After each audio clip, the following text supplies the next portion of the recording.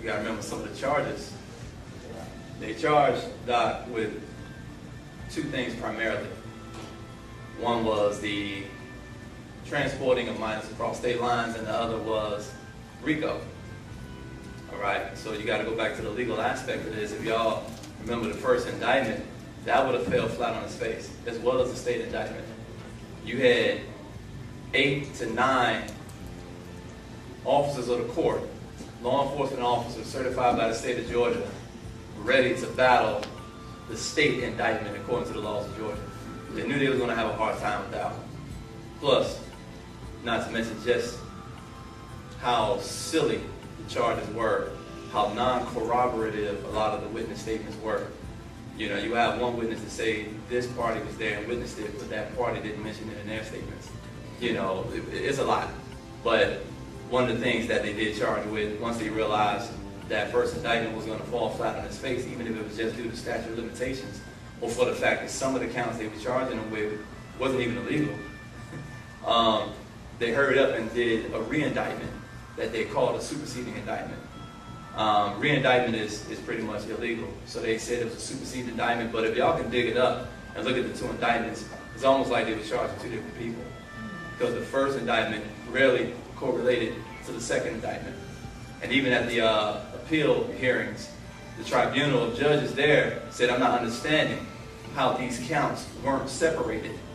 It's something we kept asking for, to separate money structuring with transportation, because the court said, I'm having a problem understanding how you do money structuring with transporting the children without a prostitution charge. Where's the money raised that was structured and not reported? Long story short, RICO was set up to go after mafias, organized crime families, right? These indictments indicted over 200 people. You had Doc, Kathy, the other young ladies, and over 200 John and Jane Does. And out of all of that, only one body is sitting in prison. How do you do that? How do you go from indicting over 200-something people? You're saying this is the Gambinos. You're saying we're something along that level. But then still, you only have one body at the end of the day. You know, so, you know, just start spinning your wheels back in that direction, you know, of the innocence of our master teacher, Father Baghdad, known affectionately to the world as Dr. Malachi Z.K. York. You know, but you have to keep that in mind. I mean, doing what he does as a master teacher, he constantly feeds us. But how do we reciprocate our appreciation for that? You know, a lot of us, you can contribute legally, you can contribute to research, you can contribute however you want. But for some of us, the best way you can contribute is to go out there into the world with the facts of his innocence. You know, so they end up charging him RICO because that killed the statute of limitations. It opened the door for all kind of things. And I ended on this note. When they said we structured money, they presented 4 little bank statements. We presented one bank statement of one total deposit that was almost 10 times more than the other 4 cumulatively. If y'all understand what that means. Money structuring is when they say you deposit things in increments of less than $10,000 so it doesn't come upon IRS radar. So they showed a little 4,000, a little 3,000, a little 8,000. We showed several deposit slips, one of which was in the hundreds of thousands by itself. One. So how are we trying to hide a couple thousand, but we report $250,000 voluntarily? Just something to think about. Let's just put it out there.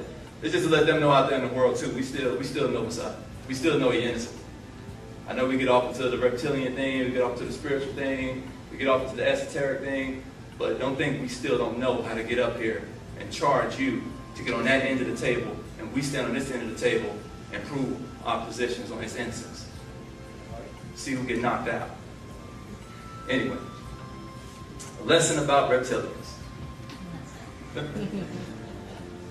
I know it's late, so we got the lesson and update.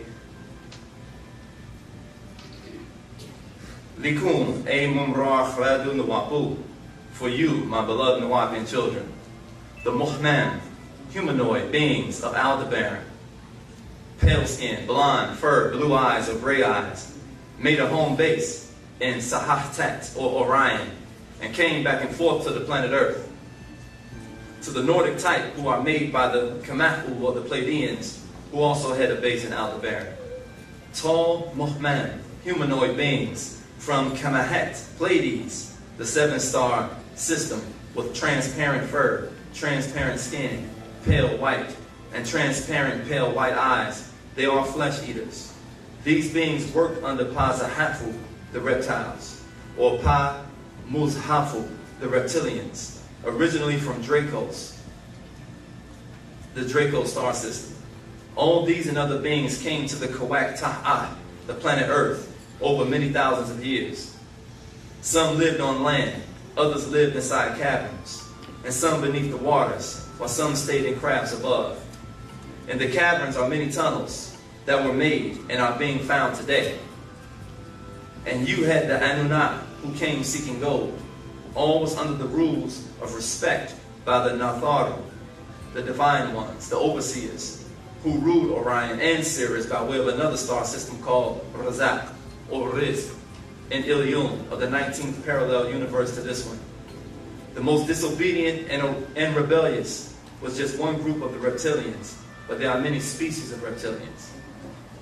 3 main ones came to this planet seeking food of a certain nature. Now, NUWAUPIans, you are what you eat, and their nature called for Dawal, or evil spirited creatures, to eat you. It would be the same as seeking wild beasts for food, such as canines, wolves, felines, lions, grizzly bears, those who were carnivorous for the nature in them, the wild.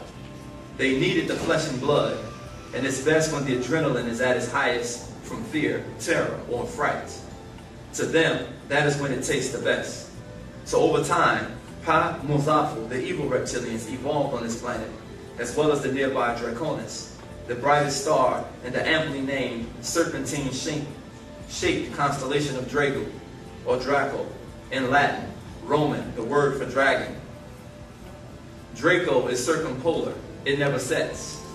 For those who look or observe in the northern hemisphere's night skies, it was one of the 48 constellations listed by the 2nd century astronomer, the Greek Egyptian named Ptolemy.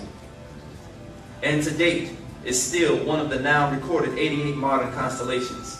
Yes, the NUWAUPIans, the 88 is related to the 88 keys on a complete piano full of tones. So in time, these 2 reptilians resided from these 2 vastly distant planets, Earth, Serpentine. One helped the other star systems, while the other went to Andromeda with insect-looking beings to breed greys. They bred greys to use them to invade other planets for food of a certain nature. They also ate some of the grey species. So you had agreeables and disagreeables. The Muzhafu, or the evil reptilians, and the Mudganu, or the good reptilians. Both would come to this planet for their own reasons and purposes. The Anunnaki was mixed with humanoids and reptilians. Some reptilians were under the Rizqians, and others joined and ruled the Kamahu, or the Pleiadians, who in turn became 2 species. As the Anunnaki became 2 species as well, the Dingir and the Igigi. Later in the Bible, these became angelic species, the Seraphim and the Cherubim. In all, they became the deities called God, or gods, Lord, lords, angels, and devils of different languages, such as Hebrew, Arabic, Greek, Latin, and subdialects, but the same beings. The Bible and the Quran are of the same extraterrestrials. Many titles, names, and attributes, but they had offsprings, male and female. The Arabic, the Quran, was Al, or the Mighty One. The Hebrew, El Shaddai, or El Shadi, the Mighty One. The same exact being.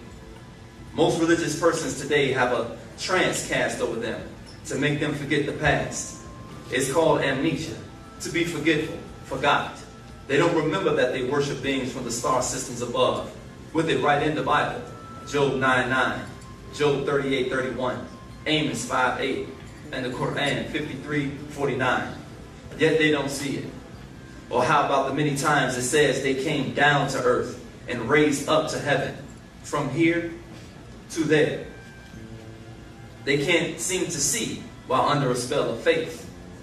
NUWAUPIANs, the two species, the Zahafu, evil reptilians, and the Daganu, good reptilians, evolved, and they replaced this knowledge with astrology.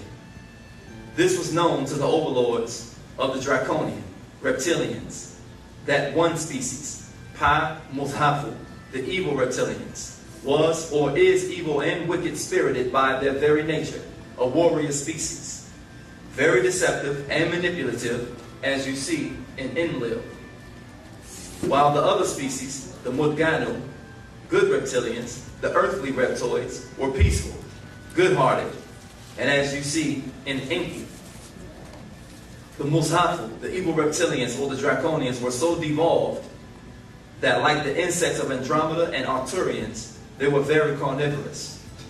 These Mushafu, the evil reptilians, had a need or have a need to eat meat, flesh, and drink blood.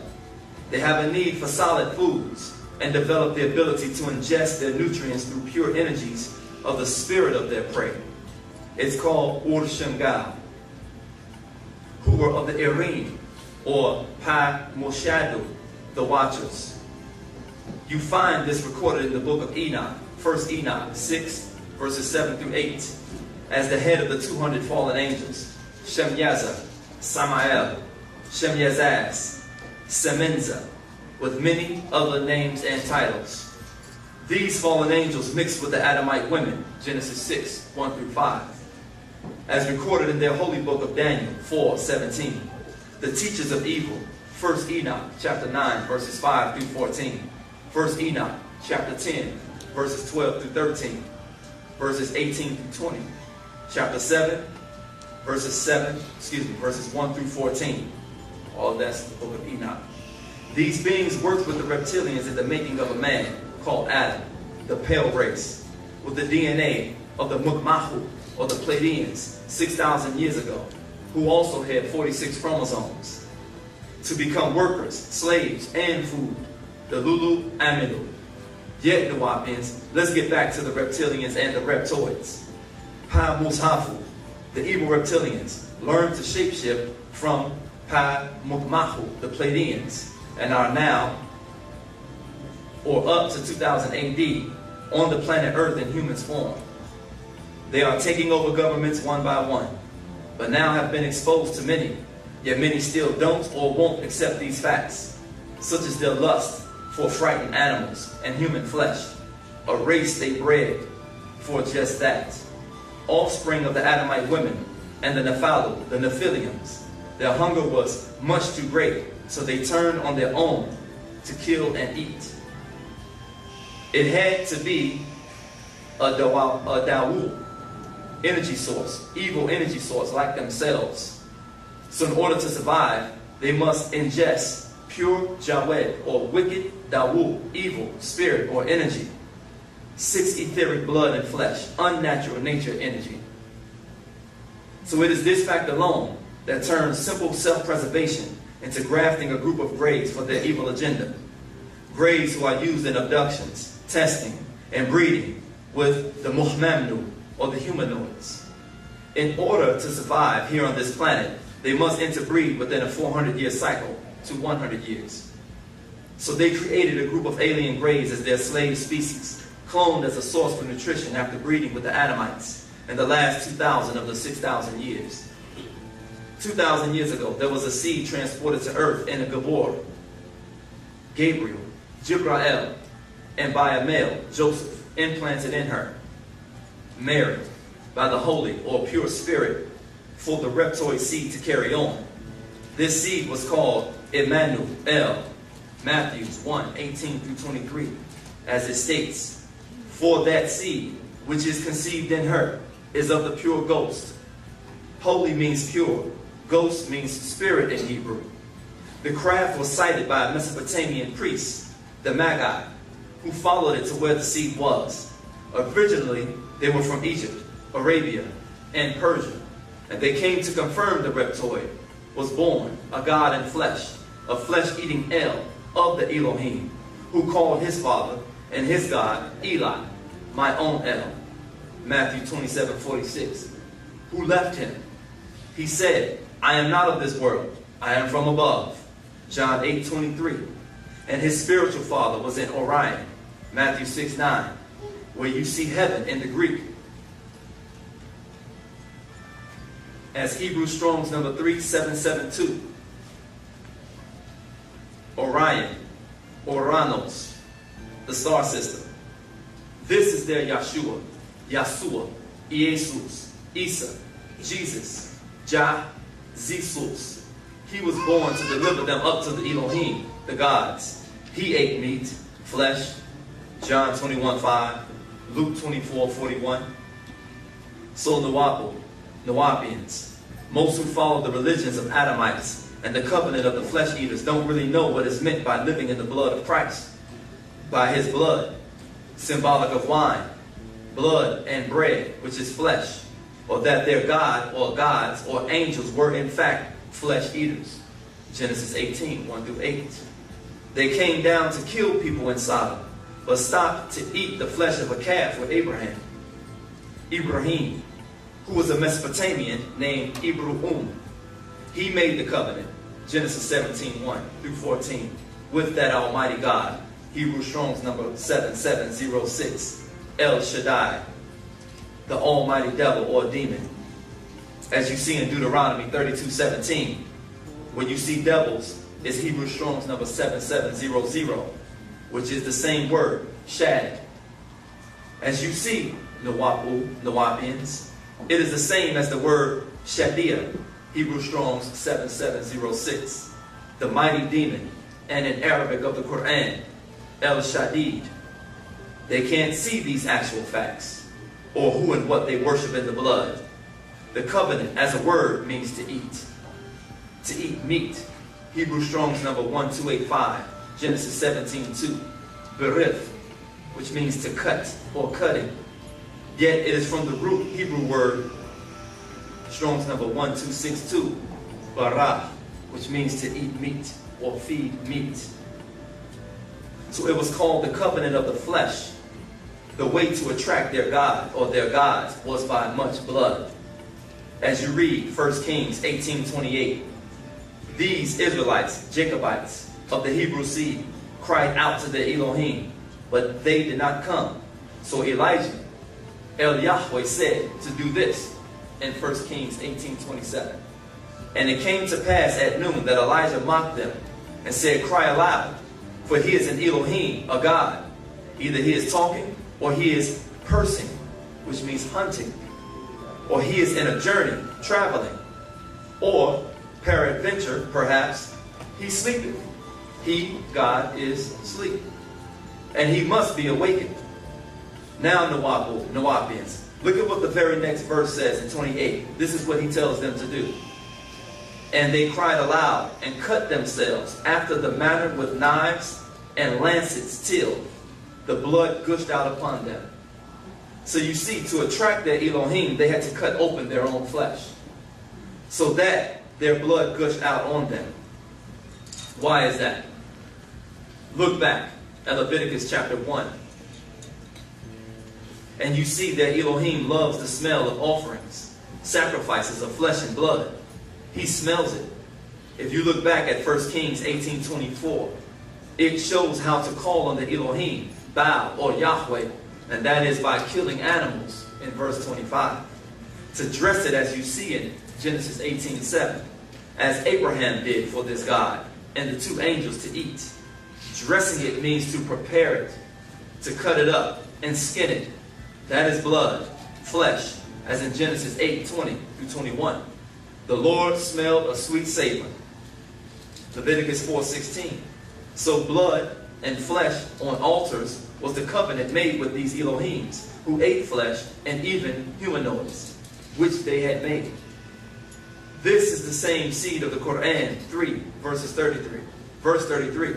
The same gods, Elohim in Hebrew, it's El and Alihat, which is Allah's or plural for Allah in the Arabic Quran. And who is behind this and why? My beloved, fear not. They prefer the white meat, not the dark. Like pig is the other white meat. They made them in the image of the Mukmahu, the Pleiadians, not you who are from the Tharu, the divine ones, pure black seed. The dark meat is not what they chose to rape and breed with. Genesis 6, 1 through 4.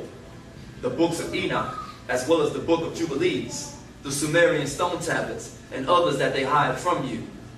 It is all about their seed from Adam to Muhammad to Joseph Smith, their last hope, Mormonism, which they rejected, and they killed their prophet, Joseph Smith.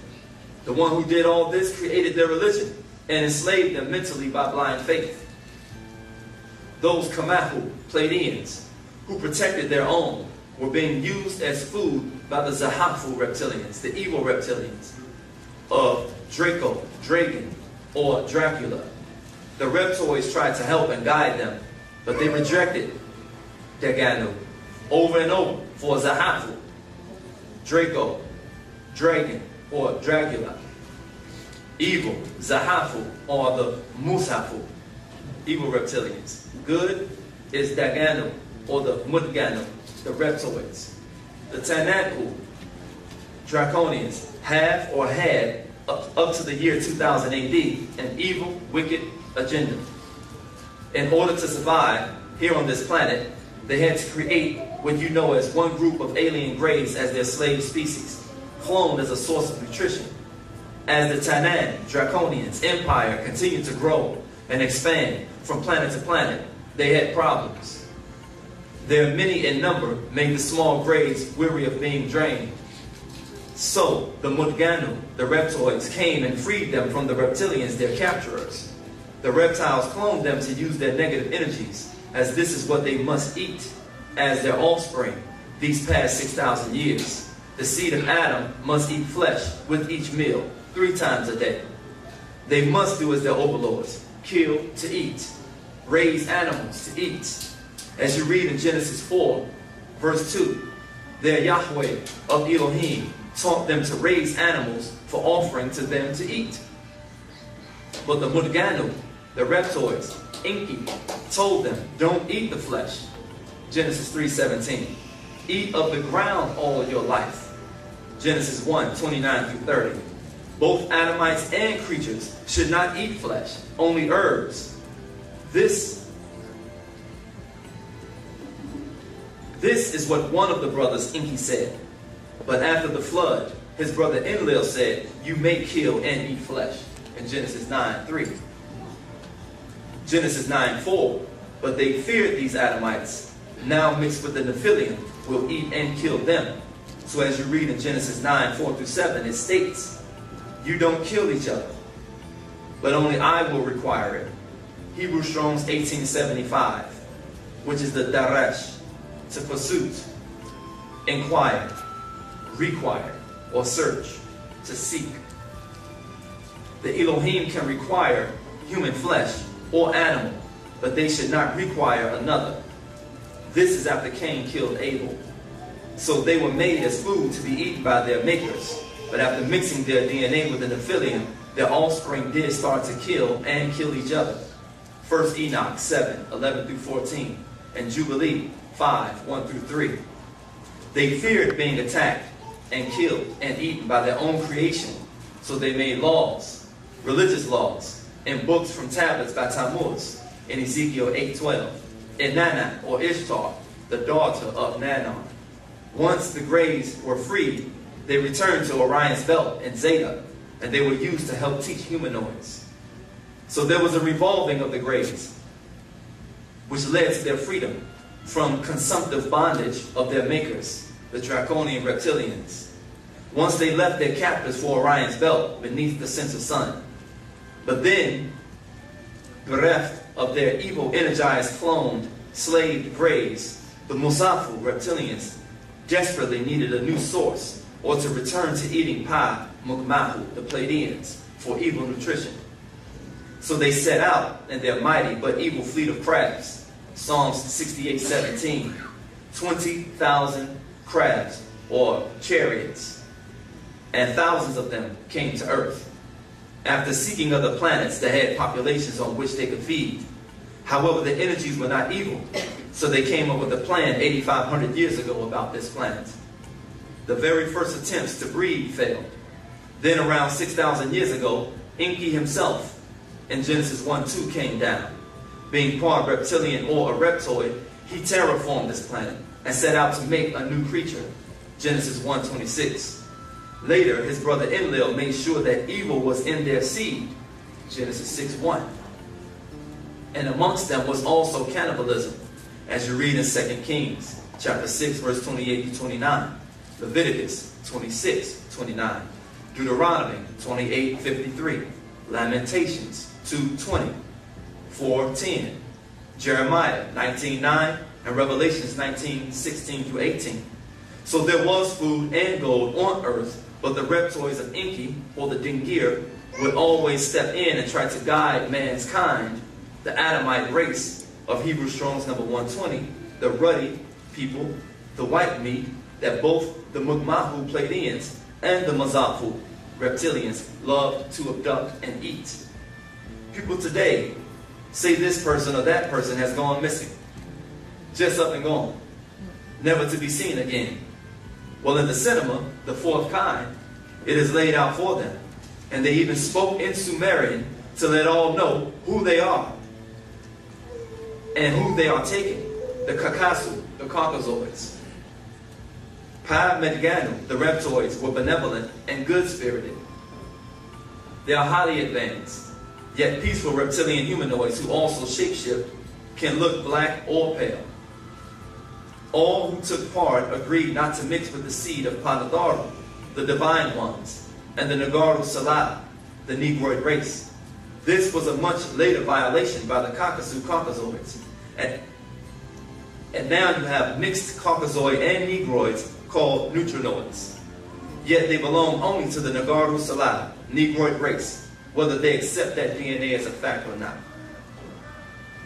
Remember, in order for the Nephilim to mix with the Adamite women in Genesis 6, they must have had the same amount of chromosomes, 46. The reptilians did not have the same, but the Mugmahu Pleiadians did have 46 chromosomes, causing leprosy on the earth and all other diseases. However, far more important to the Draconians were the indigenous Ptahites or Tahites of the planet because of this thing called the Ba'a, the soul, which they do not have. Yet they can only get to the soul if the Nagaru will offer it to them of their own free will. That was why religions world over were watered down to meet what each race thinks will help them in life and after. So to willingly accept the Abrahamism religions is to welcome the reptilians to your soul. Once in, you seem to become blind to all facts and truth and what is called belief and faith. To unseen forces, you give whichever name. So you offer your soul just as they show in their cinemas of Dracula. A person has to welcome Dracula into their homes or lives. The same is done in the religions of Abraham, in the mitzvah of Mosesism, the baptism of Jesusism, or the shahadat or of Mohammedism. You offer your very soul to them, which they can't claim until you're dead and out of the flesh, so you can't regain it before them. They set a plan in motion to use their offspring, Adamites, to utilize the human population on earth as the source for the evil energy nutrition, Genesis 6:5. They first needed to eliminate the facts with faith for their religious and or political agenda and manipulate the human races by way of the evil minds, the Adamite race, the Caucasoids, and those who by mixing accept them or think they are accepted by them.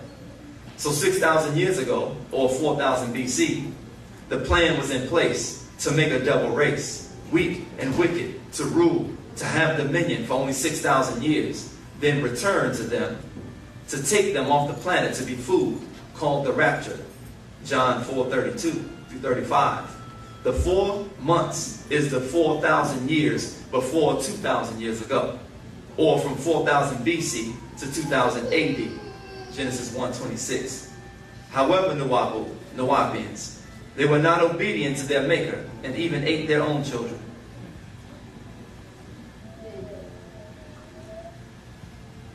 They became flesh eaters, lusters of all other races, when it was stated before them in the Grand Council, Psalms 82, they could not agree.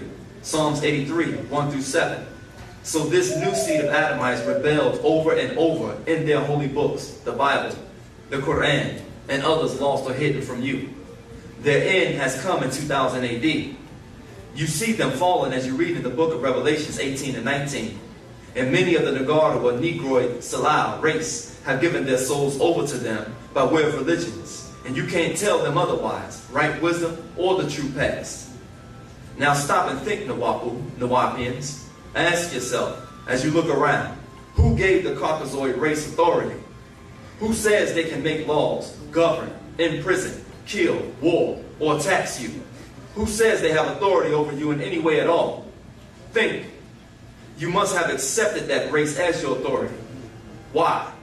Do you welcome these Dracularities or Dracula rights into your lives at all? Break the spell of ignorance now before it's too late. End their story, his story. NUWAUPIANs, look around you. They have been telling their religious salvation story for thousands of years. Each time, it changed a little, but the end results are the same. They keep saying it will come, but it does not.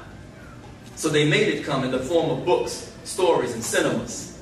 They created their lies, and once they see nothing happens each time, they predict next. They will say, well, he or Jesus or the Messiah is just coming soon. Be they Mosesites, Jesusites, or Mohammedites, they repeat over and over, soon. But their soon never comes, and it never will come. So they make it come by books, like Left Behind. They make those books into cinemas to make them feel that it happened. The same with other groups of the Abrahamites. The truth is, they all live a lie. A fiction, legends, made up by them. Only hopes, called faith, beliefs, and they live and die and suffer as all others. Each time, there's a good result. They say, thank God. But if it's bad, they say nothing. A child dies, a car crashes, or a plane. Families die in war. Who do they thank then? But if things go well, they thank an unseen, unfelt, unheard source. Time to wake up from their lies they created, so other races worship and fear them. It is time to take back your lives. It is time to take back your souls. It is time to take back your authority. It is time to take back your freedom. It is time to take back your children. It is time to take back your future. It is time to remember your great past. It is time to clean yourselves inside out and outside in of his authorities in all ways in your lives. Give him back his image. Give him back his likeness. Give him back his languages. Give him back his religions. Give him back his evil, wicked way of living. Their dominion and their time is up as of the year 2000 AD, or Adam's dominion. It is over for them. Watch as they fade out world over. First, loss of respect. Then loss of fear, then loss of trust. They plot and plan. Their plot and plan ET failed. NUWAUPIANs, you have the actual facts now. Take them to the world. Wake up, people. Break the spell. Now or never. I came. I taught. I will depart. You have the medicine to cure the sick world of their disease. Fact. To fiction, truth to lies, ontology to theology, astronomy to astrology, fate to faith, excuse me. That's it.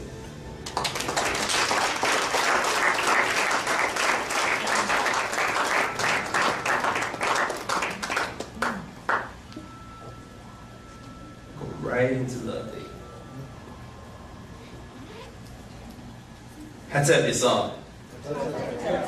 Have you noticed that all of the pictures during a certain era had the angels and baby angels that had their hands posed in a certain manner, where two fingers are bent in the middle and the index finger and the pinky finger are pointed out? It looks like the satanic symbol. Many artists painted hands like that in many religious paintings. That hand sign is for Shadi or Shad, the demon from Deuteronomy 32:17. They sacrifice unto devils, shed, number 7700, not to God or to gods whom they knew, not to new gods that came, whom your fathers feared not. And Leviticus 17:7, and they shall no more offer their sacrifices unto devils, Sair, or the devil, the he-goat, after whom they have gone a-whoring. This shall be a statute forever unto them throughout their generations. The satyr, the goat, or the Baphomet, who also uses this hand symbol, is a known symbol of the devil. The name for the God Almighty is El Shaddai, which comes from the root word shed. Why would the name of God, that has come from the root word of a demon, a name kept sacred and not even said out loud, yet worshipped in secret through symbols or a letter, the Hebrew letter Shin, a name that brought fear to be spoken and as referred to as the name Hashem. Most people may not be aware, however, Malaysia and China are allies during the Vietnam War. The conflict between Japan and China is that Japan was taking many islands that belonged to China, so now China is taking them back. Japan is selling to Americas, yet not really buying. Now the issue with racism with Donald Sterling, the manager of the basketball team, that is the current mind of the country. It is being revealed and the whole world is seeing it. This is another symbol of the fall mentioned in the Bible, Revelations. Babylon is fallen, fallen. Did you hear about the man put to death with lethal injection and how his veins popped? When they came to take the man to execute him, he fought. They tasered a numerous amount of times. That electricity was still running through his body. So when he was injected, his veins popped. The truth is, they didn't have to sentence him. The judge actually went further than she should have. Now look at the results. All because of the sickness of racism. Have you all noticed the MERS, the Middle Eastern Respiratory Syndrome virus? They say it came from the one-hump camel. Well, who rides camels? It looks like that was for specific people. However, as so many have mixed in, as they travel abroad, they have reported a case in Indiana. There has been a death toll of approximately 109 and 27 sick. Ebola is also spreading. And last year, they mentioned of the bubonic plague from a park. In Genesis, when it speaks of my spirit will not always dwell or strive with man, the word, Genesis 6:3. And the Lord said, my spirit, which is the ruach, or the wind, should not always strive or deem, judge with man, for that he also is flesh, yet his days shall be 120 years. This is actually referring to a craft. This verse would actually translate as my spirit will not actually judge man. The word for spirit, you will find this same word in Genesis 1:2. And the earth was without form and void, and darkness was upon the face of the deep. And the Ruach, 7307, a wind of God, moved, or Rafath, or move, upon the face of the waters. That speaks about a spirit hovering over or above the water. Crabs hover or shake. Spirits do not. Travel safely, sir.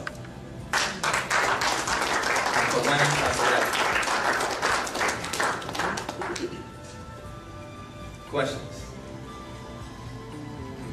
I have two.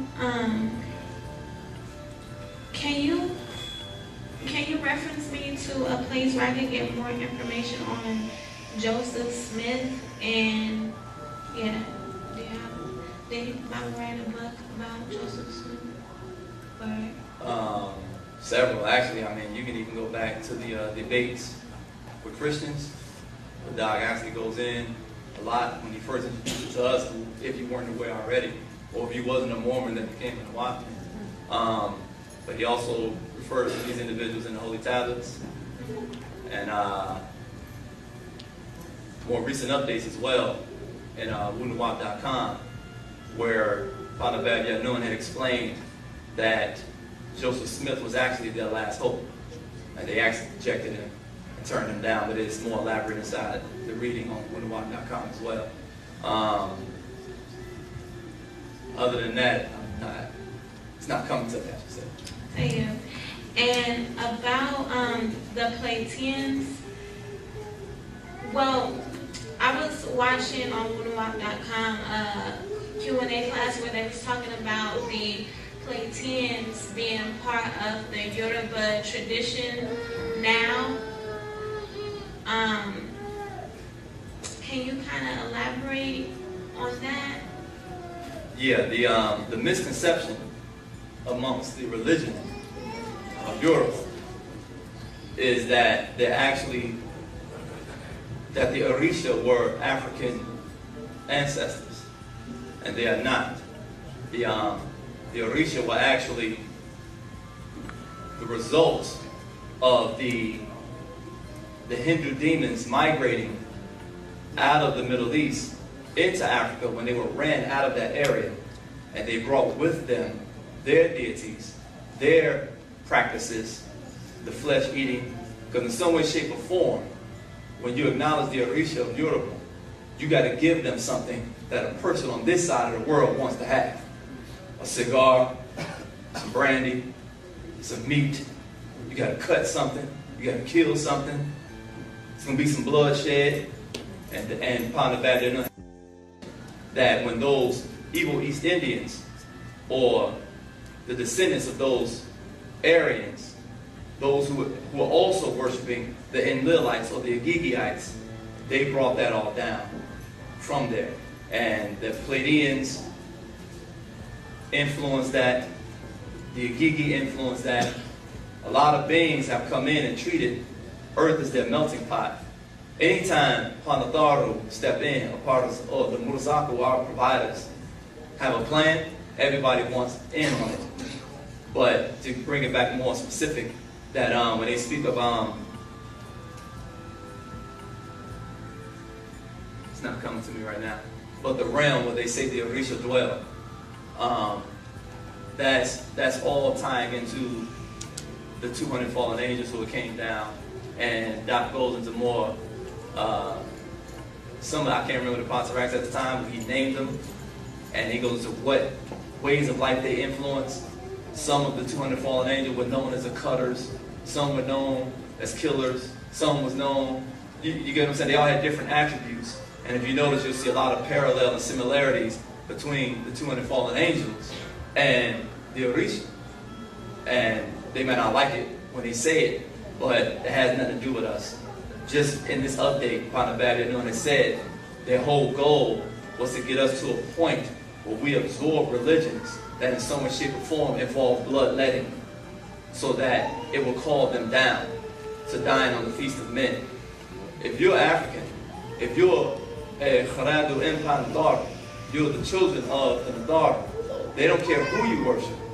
As long as it's not yourself, and in some way, shape, or form, I guarantee that deity wants some kind of blood. So it's not just the Orisha that I proved here in the Bible. You know, you read where when the three angels came and visited Abraham, he knew immediately, I better start getting them some meat, or there's a high probability I'll become the meat. And oh, by the way, once they were full, you know, dapped the corners of their mouth, said, Abraham, you all right, we're going to let you live another day. They went right over and murdered thousands of people, according to their own story, in Sodom, right? So, again, the Pleiadians, the reason that effort ties into them is because if you go back, when Doc is breaking down, the Enlilites or the Agigiites were feasting on them, the Muzafu, or the evil Draconians, or the evil reptilians, were feeding on the Mukmahu or the Pleiadians. So this goes back to when the Pleiadians had recruited the Thule Society through Madame Blavatsky and all these people. What's actually been happening over the years, Doc said, it goes back to the covenant of circumcision. He said originally, this is why the Lord pops up all the time. He pops up in Genesis, then the Lord will come down in Exodus, and in some way, shape, or form, somebody got to cut something, burn something, splash some blood somewhere, arrange some pieces of meat the right way, or you become the meat. You know, all throughout the scriptures. And the reason for that is because they came in ancient times. You remember, this is their plan, this was their plan 6,000 years ago to breed a food alternative, the Pleiadians. So they came down and started breeding another form of white meat because the Draconians or the Mozafu preferred their meat, and the Pleiadians are pale. They have pale, transparent skin, transparent hair and eyes, just like the Caucasus here. So they tried to offer another food alternative. So that's where religion started. And most of the religions, in some way, shape, or form, was just choice breeding of good meat. And then Doc had explained in past updates that they weren't reproducing fast enough. So they came with the covenant of circumcision. And what the circumcision did was took some of the meat off the phallic of the male and made it more sensitive, so he would ejaculate faster and reproduce at a faster rate, so they can produce bigger herds faster.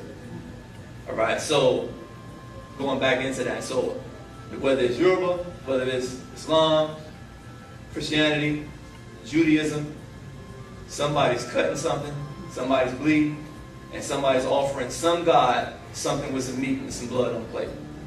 You go to the altar, the grill, barbecue, all the same thing. So that's where that comes from. Because a lot of us, as you start nearing that 8th gate, you start feeling the change in the polarity in the planet that Planetarium started as the sun cycle began to come in. It translates to something that you know. You know something is not right with this world. And you know you need to make a difference. But you can only go with what you know before you came across the books. So some of us went back to church. But then some of us became aware enough that the church ain't the answer. We've been religious since slavery, and nothing happened. So we, some way, shape, or form, you knew, okay, this white Jesus ain't the answer. And I ain't really feeling the law. So I want to be conscious. So I'm going to grow my dreads. I want to still smoke. I still want to drink. I still want to hear some bass thumping. So somebody invites you to a bembe, and boom, you got it all right there. You got the drums. You got the funny dressed people, ladies. You got the mood in the air because of the alcohol. You got the smoke in the air. And everything is there. But I feel justified being here because somebody said Africa. Because somebody said Nigeria. And then when somebody said Yoruba, Orisha, those are your ancestors. And you feel that that's okay. But what that was that sin lying at the door. Because they knew this day would come. The awakening would come just internally. The DNA would explode where you would know this ain't right and I need to do something. So they laid Yoruba in front of you before you made your way back to u.n.n. Because it was just Africa enough. It was black enough. You had the drum. You had the beats. You had everything there that made you feel like you were awakening. But in actuality, they were putting you closer to the bloodthirsty gods and the flesh eaters than you were in Christianity. Because a modern day Christian go to church and eat a little chicken and feel good at the end of the day. The Yoruba practices is still spilling blood. Somebody right now as we speak is getting a reading done and they're being told you're possessed and you got to go get some chickens and we're going to sacrifice the chicken so the spirits jump out of your body into the chicken and then we need you to go bury the chicken somewhere. Immediately they start attributing you to the death of a being that had parents. Immediately they start attributing you to the exposure of blood. You know, so you actually are diving deeper and you're jumping out of the frying pan into the fire. And that's why Planetarium had to make that linkage between the Pleiadians and Europa, because that's the result of the Pleiadians' plan to offer an alternative food source than themselves to their overlords. Any other questions? I briefly wanted to retouch the question that was asked last week about Abraham, Genesis 15, 13 through 16, right at the end of class. Because a lot of us who go back in all the degrees that Planetarium, the master teacher, have given us, we spent most of that time thinking we were under that covenant. Remember? Y'all remember around 93, Doc said we lost the covenant? Well, some of us almost lost it. He said, who? Yeah, he said he gave it to the Midianites. It's like, oh, what am I going to do now? You know? But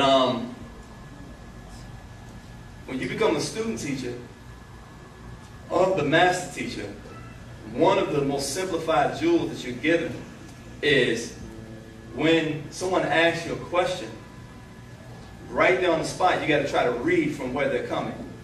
Are they coming from a scientific background when they ask me that? or they're coming from a staunch Christian background when they ask you that, or they're coming from an Islamic background, a Masonic background, an atheist, or they're just nuts. So once you think you've done your best as a student teacher to identify where they're coming from, you have to meet them on that plane. So when did we hear for the first time that Genesis 15, 13, 16 apply to us? Now, what degree, when? Give me some dates. What year do y'all think Ponda Babylon first introduced it to us? Yell it out. 1972. I mean, 1990. 1980. Right. Okay. So, I referenced a tape last week where Doc had just got back from overseas. It's an old tape. Early 80s, maybe like 70s. And he goes right into it. And he starts talking about the quantum mechanics and how Allah had to create a state conducive to star creation.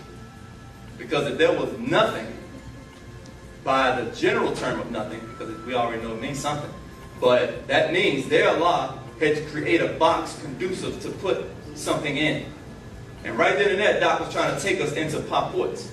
He was trying to take us into quantum physics.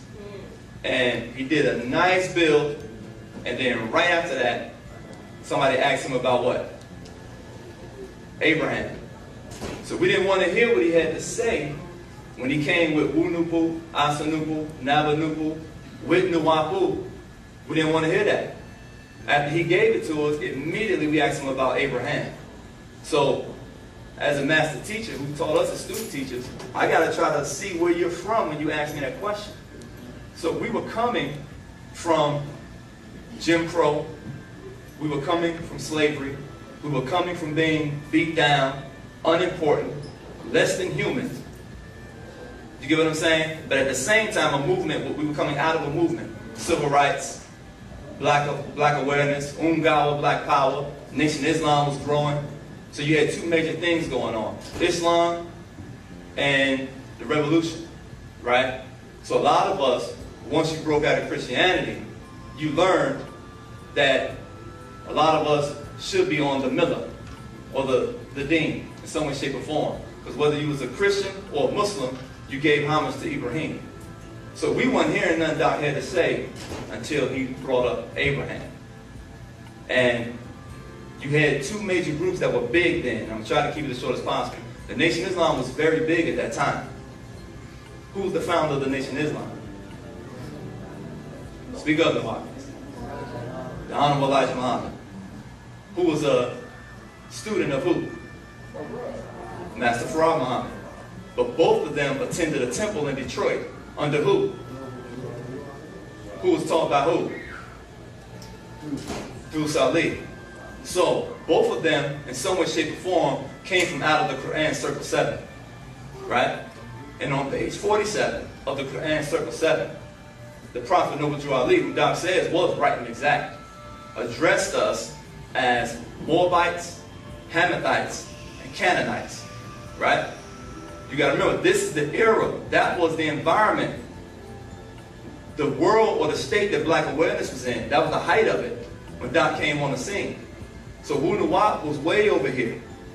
So he had to dial it down. And like I said, whether it's Jesusism, Mosesism, or Islam, everybody's going to go back to Father Abraham. And Doc says 7 people came. That's why it's the Quran Circle 7, with the 4 quadrants around it, if you remember the picture. He said the first of the 7 in the opening of the 7 seals was the Messiah. Second was the Comforter. Third was the Mahdi. Fourth was the Liberator, which was Marcus Garvey. The 5th, he said, was the Prophet Noble Drew Ali. The 6th was the Messenger, the Honorable Elijah Muhammad. And the 7th was Ponda Babylon. He said many good men came in between the Liberator and himself, but in some way, shape, or form, all they could repeat was what something the other 7 said. So when you analyze all those beings, in some way, shape, or form, it was going back to Abrahamism. So Doc said the Prophet Noble Drew Ali was right when he said we were Moabites, Hamathites, and Canaanites. But we, with our racism that we had just learned, right racism, we thought he meant the pale Canaanite. We didn't give the Honorable the Prophet Noble Ali the time to explain. He meant Hamath, out of Canaan. That's why we were the Canaanite. He didn't never say we were all 11, the leprous tribes of Canaan. He only mentioned throughout the Quran, Circle 7, one, and that was Hamath. And then if you look at how Hamath descended according to their story, because this was the time frame of the information. All right? Hamath came out of Canaan, who came out of Ham. Right? Moab came out of Lot. Out of Lot's seed. Lot was the grandson of Taraq. Abraham was the son of Taraq. So when we were the Nubian Islamic Hebrews, when we learned Genesis 15:13 to 16 applied to us, that sounded crazy. Because we were Nubian, we were Islamic and Hebrews. So we were coming out of Ishmael and Jacob. And I hate to go back to that, but Doc has to go back to that. If you look at some of the latest information, it's going back to the Bible. But what we as NUWAUPIANs, we're not in that mind state when we question Doc. We're supposed to be in u.n.n when we question Doc. But because so many of us were in that mind state when he came, we're affectionately and emotionally attached to Genesis 15:13 through 16. So when Doc is going back and saying the Adamites was the pink, red, ruddy race, and then out of Adam came Noah, then came Abraham, came Jacob, came Ishmael, came the Midianites, so none of that is us. We're having a problem with that. But here's what Doc says in the history or Panthasai's book that'll be coming out, Pukasai's. He says that what Panatharu did, despite any effort that the Adamite had in any religious school, any degree, he said an Atharu put a pure seed in there. So in Ham's seed, even though cursed be Canaan, and he had 11 sons, they stuck a pure seed in there, which is Hamath. And trust me, it's a long build, I won't go into it, but it was right. Doc said, many of us here in North America are the descendants of Hamath in that degree, but that's not all of us. Us as u.n.n in this day and time, NUWAU, we should know, we go as far back as Panatharu, with the primary creation. But we are all that in the bag of chips. We were the Moabites, and Doc said, because if you go back to the story, the way the Prophet Noble taught it, the Moabites who came out of Lot, they migrated into Syria. And then the Hamathites migrated into Syria, and they mixed genes. So the Prophet Noble was right when he said we are Moabite, we are Hamathite, and we're Canaanite by way of Hamath. All right? So some of us, many of us in the continent of North America who are African did come out of that Hamathite seed because it's still African. And Doc said through Islam, they injected the pure Nagardo seed through Kedar. Through Jesus, they injected the pure Nagardo seed through Judah. And through, who else? Moses, they injected the pure Nagardo seed through, I forgot it. Here it comes. But Doc builds, it's in some of the new scrolls that will be coming out, and he says, Panatharu never left us alone. Despite what they were working on, they put a pure Nagardo seed in every last one of them. And so that's how we relate to that. So it's not that we're not, Genesis 15:13, 16 doesn't apply to us. It applied to some of the blacks in the wilderness of North America who came out of that Hamathite seed, but not all of us. I know it's late. Anybody trying to go? Real quick.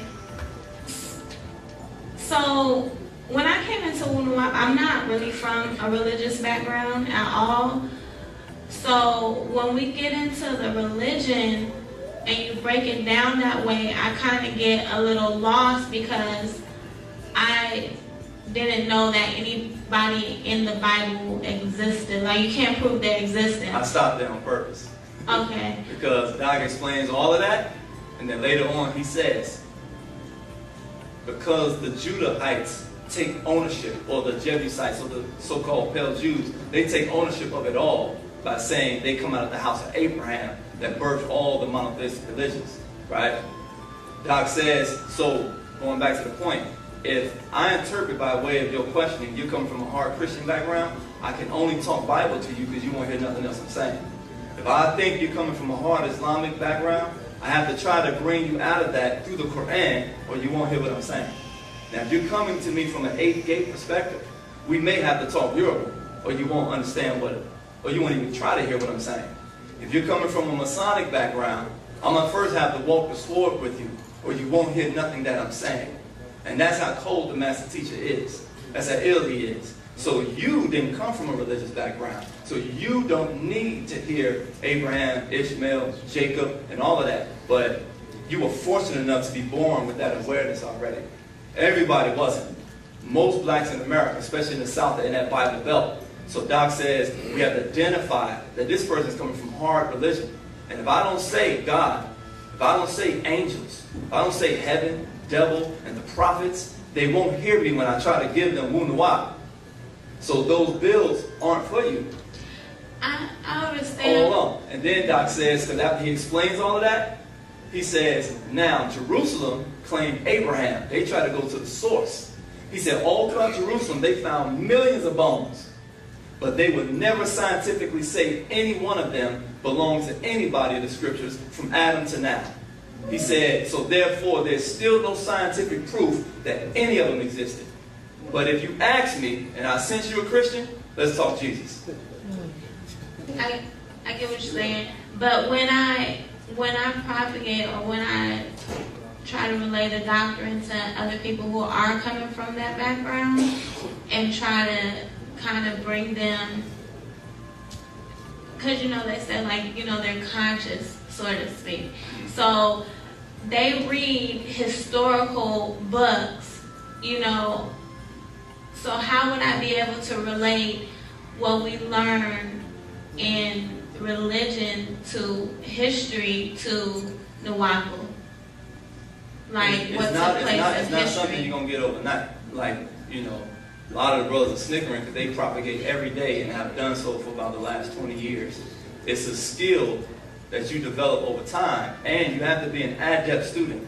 Doc covered through the Christ series and the Degree of Christism book anything you need to know from A to Z to talk about Jesus. He covered through the degree of the Nubian Hebrews anything from A to Z we need to talk to somebody who's coming from a Judaic or Hebrew background.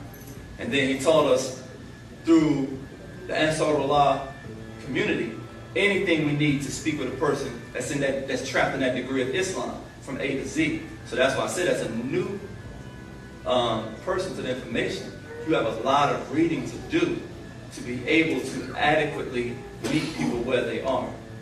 Otherwise, you direct it to class. And that's sometimes your best tool, or let the books talk for itself. I learned we don't convert people. First of all, they have to be genetically programmed to be predisposed to accept NUWAUPIAN. And if that's the case, just hand them NUWAUPIAN. And that's where the humility comes in. So sis, I can't explain it to you, or brother, I can't explain it to you in depth like my master teacher can. But here, since you asked me that question about Jesus, read this book that he wrote about it. Or come to class with me on Fridays where the brothers fire away. You fire away any questions and the brothers walk you through the scriptures like that. That's cool because that helps you not feel the pressure to always have the answer. This is what doctors tell us. Don't be afraid to say I don't know. So, be patient with yourself. And in the meantime, you have a lot of reading to do. That's what that phrase you keep hearing some of us say. You have to walk that long journey on the short path. And the later you come into u.n.n, that path is shorter for you. You get what I'm saying? To kind of get that in. And Doc said that's good. It works out because that means you ain't got no time to BS. He said, I wrote too many books. I got too much information out there that you have not gotten into to be out here getting into some of the stuff that we get into. You get what I'm saying? So just be patient with yourself as a student, as an adept, as a seeker. You get what I'm saying? Do the knowledge and help people when you can. Give them the facts. And if you don't know, you don't know. But you can always say, I know where I can get the answer from. Anything else? And I really curtailed, we probably pick it up another time, the Genesis 15:13 build. That's, Doc actually kills it. I told y'all, when the brother asked at the end of class, I said, it's late, I'm going to wrap up, but I was just studying something. He murders the whole subject matter. You get what I'm saying? But he points out that when that was introduced to us, that was the climate of the country we were in at the time. We wanted to be those things, and he had to meet us there. And the mentality was primarily forged through the teachings of the Prophet Noble Ali, who Doc said was part of the opening of the seventh seal. He said he has no problem with that, and to this day, y'all see the new Quran Circle 7 come out. Wow. Doc says in the original Quran Circle 7, that was page 47, but in mine it's page 74. That's how much he exploded each page to break down the Quran Circle 7 and how right and how wise the Prophet Noble Ali was. He said he specifically, he knew about leprosy. He knew about the curse on Canaan. He knew about the curse of the Caucasus. He knew about them being bred in Cappadocia and Turkey, and then they took the clean ones and took them over to the Asian islands. He said that's why he was very specific to only mention Moab, Hamath, of the Canaanites. All right, but we'll get more to that hopefully on another class. On that note, I know it's always something good in the back. Appreciate y'all patience, and travel safe. And of course, on the bad, u.n.n, it's innocent. I challenge anybody to challenge.